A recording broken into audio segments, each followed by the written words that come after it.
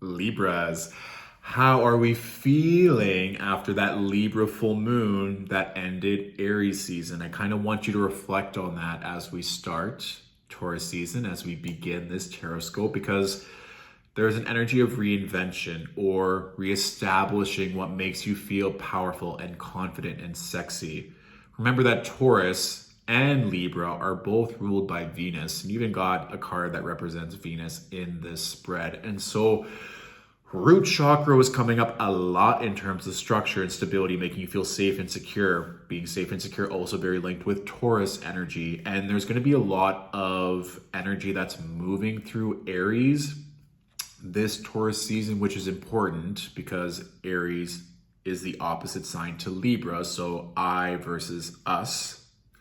What you need in order to feel safe, secure, powerful, and thus attract the right relationships, opportunity, business endeavors that are aligned for you. A big energy was just you feeling yourself, feeling your oats, looking very nice. It was kind of this energy of like Jessica Rabbit. Red was coming through a lot. So like red attire, red nails, red hair. Like it was just overall a vibe. A lot of people, it's almost like you're on a boardwalk of a beach and like everyone was just looking at you. You're like, I know, pay me, admire me, give me all the love and affirmation. And you cultivating that for yourself. And like we just talked about, reestablishing what it is you desire and what roles you want to play, and thus attracting that with ease. And I think that is the Aries energy to complement the Libra of owning your power, knowing what you want, and thus the balanced energy will emerge, right? Also, like some intimacy, some great sex seems to be on the docket as well. I think that's kind of just balancing out all the self-love that you may be doing or that is on the docket this season. Also, the booty, the derriere was coming through a lot. So if you're wanting to focus on that in the gym, and I've never had this in a reading ever, but like a BBL, Brazilian butt lift, if you've been thinking about that, that also might be something just on the docket, or you're getting a consult, or that's just something that you are wanting. Like I said, that's never come through, but that was very evident. Like, oh, whether we are working on that in the gym or cosmetic surgery. I just think, again, with it linked to the root of like having that more self-assured power of not caring what other people think of how you look or how you choose to own your beauty, and how that's going to then set the foundation for what you're attracting in all realms.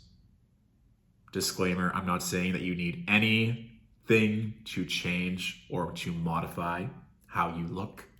That was just what was coming through in terms of potentially we're just redefining our beauty for ourselves and how we show up in the world, and thus the energy that we attract in turn. Okay? Beautiful. Like I said, Jupiter moves into Aries May 10th. Venus moves into Aries May 2nd. And so I'm sure after that first eclipse that we have on April 30th, things may click or may be more obvious on how you're wanting to proceed with your own individual autonomy. Like we were talking before, reinvention, new chapters, new beginnings, which are very key words for the eclipses, but also I think what you felt as well with the Libra full moon. Pluto is going to station retrograde in the late degrees of Capricorn at the end of April. So again, if you have late Libra placements, if you're born near the end of Libra season, that reinvention or that death and rebirth is also just going to be taking place either way. The first three cards that I pulled, Libras, we have the Fool, we have the Seven of Pentacles, and then we have the 10 of Pentacles. So this already is very indicative for what we've been talking about, but I also just want to share the next three cards because they're also all major arcana. The Empress, the Star, and the Devil. So we are not playing around this Taurus season. So let's start at the beginning here. The Fool with the Seven of Pentacles. And so I think for some of you, if you've been planning this new start, or maybe you've been hesitant, it's like, do I have all the resources? Have I done enough work? Am I ready to take this next step or to progress into this new chapter? This is a yes. And also noting too that I think this is something more long-term or something that you've been wanting for a while, potentially even in terms of a generational dream or breaking generational curses, that for the first time you're taking a step forward to not only better yourself, but your entire family and whatever that is. And that doesn't have to just be with regards to beauty and aesthetics, but just how other people perceive you, Libra. I think that's a big energy that's coming through, and just that more Martian energy, that confidence and what you are portraying in all aspects of your life, leading to new beginnings, and that you're planting these seeds, these paradigms, these beliefs, these habits, investing into the right relationships that are seeing you in your glory and in this new state of mind, because this is the type of family or community that you're wanting to build with long term. And so that's what I think as well, just because a card that fell out when I was shuffling and channeling was the Nine of Wands reverse. So this is almost like, don't forget all the hard work that you've put forth. Do not neglect your boundaries. Do not accept less than you deserve. When the Nine of Wands is upright, you can see that figure like has a tourniquet or has been knocked down a couple times, that they're very confident and self-assured of what they're defending or what they are passionate about. When it's reversed, this can also just be wands representing fire, passion, energy, light.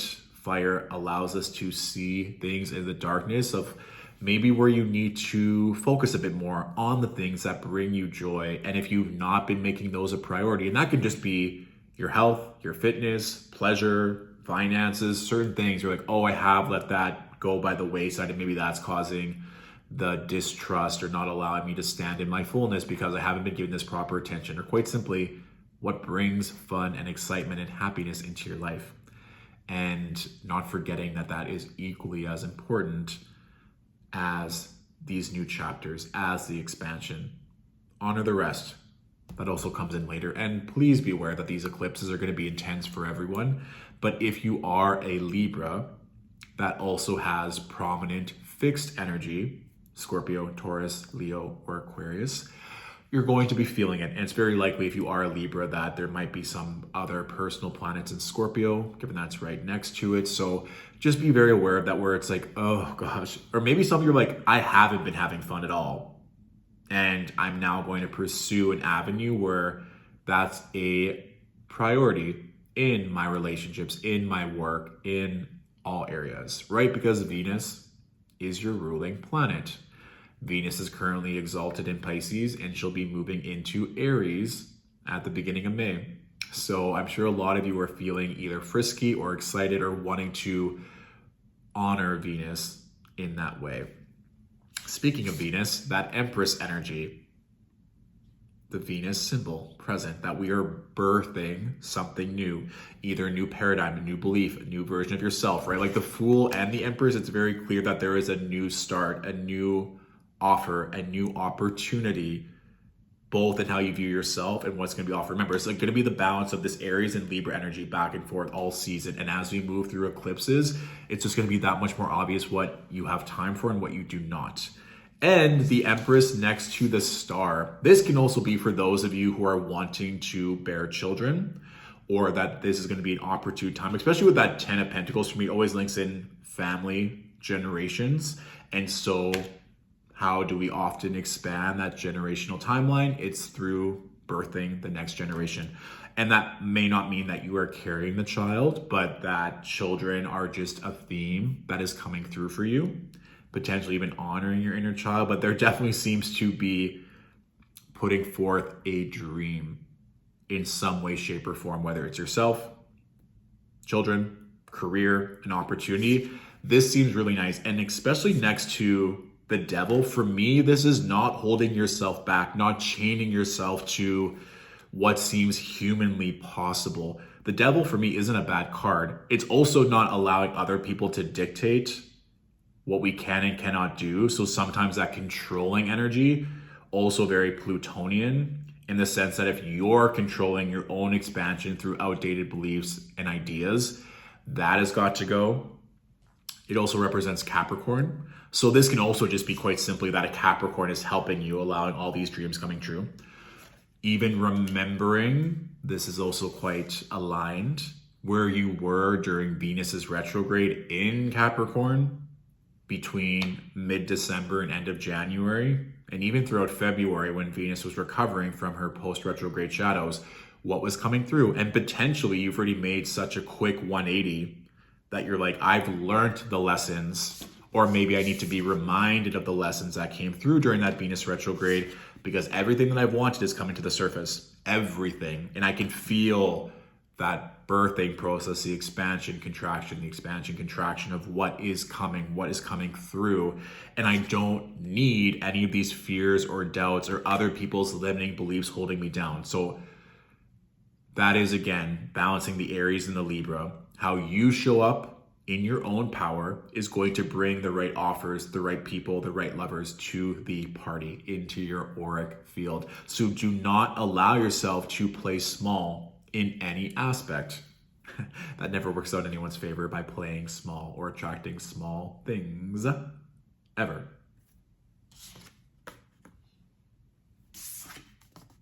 I mean, come on. New start, new beginning, new blessings, all the things.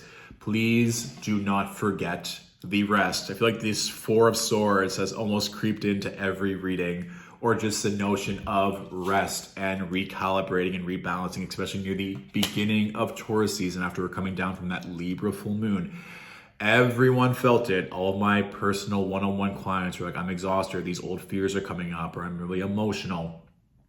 You're not alone if you're feeling that, or as you're transitioning or giving birth to this new version of yourself, that it's a lot. So please do not forgo self-care, healing, rest, especially as those eclipses are taking place.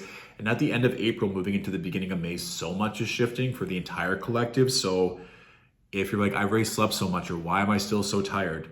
Of course, noting the normal things that we need to feel supported. But secondly, it's just energetically, you're going through a lot. The Fool, the Star, and the Empress, it's a lot of energy to hold, to carry, and to move through. So be kind on yourself, own your power, and do not limit yourself as to what's possible in any way, shape, or form. And you'll be good to go, okay? Fabulous. So that is my general reading for Libras this Taurus season. If this reading resonated and you want to say thank you through a tip or a donation, it's always appreciated. I'll link our PayPal in the description of this video.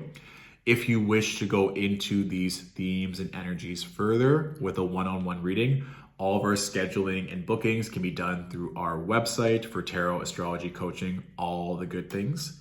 And please feel free to share this reading with a fellow Libra that could also benefit from the message, okay? Thank you all for watching. Have a fabulous Taurus season. Enjoy the new expansion, the new beginnings that are coming with the eclipses. And I'll talk to you soon. Bye.